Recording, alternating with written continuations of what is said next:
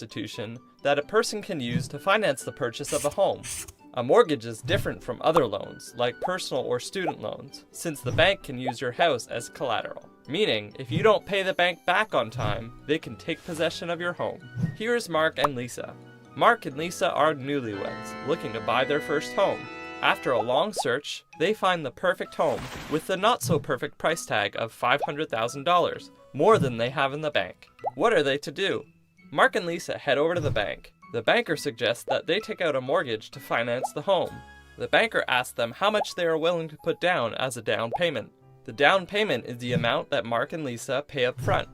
Usually, a down payment needs to be at least around 20% of the price of the home, but this amount varies from bank to bank. Mark and Lisa have been saving for a while and decide to put down $100,000, meaning they will need to borrow an additional $400,000 to buy the house. The banker reviews Mark and Lisa's credit reports and income statement and grants them a $400,000 mortgage at a fixed rate of 5% with a 5-year term and a 40-year amortization period. That means Mark and Lisa must pay a 5% interest rate to the bank per year. The fixed 5-year term means Mark and Lisa are locked into this rate for 5 years, regardless of whether the interest rates go up or down. Conversely, they could have taken a variable or floating rate, which goes up and down with the interest rates.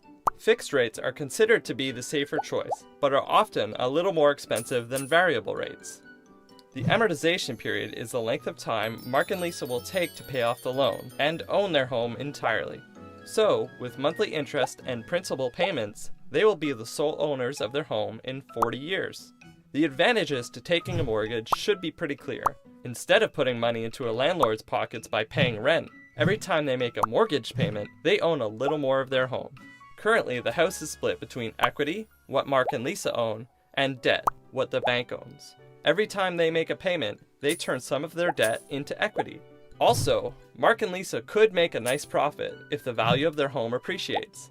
For example, imagine Mark and Lisa get an offer to sell their home for $600,000 the day after they bought it. Mark and Lisa and the bank aren't partners. They don't have to split the profits. So let's say they take the offer and sell the house. They collect $600,000 from the buyer and pay back the $400,000 loan to the bank. Just like that, they doubled their $100,000 investment. To learn more about mortgages and other personal finance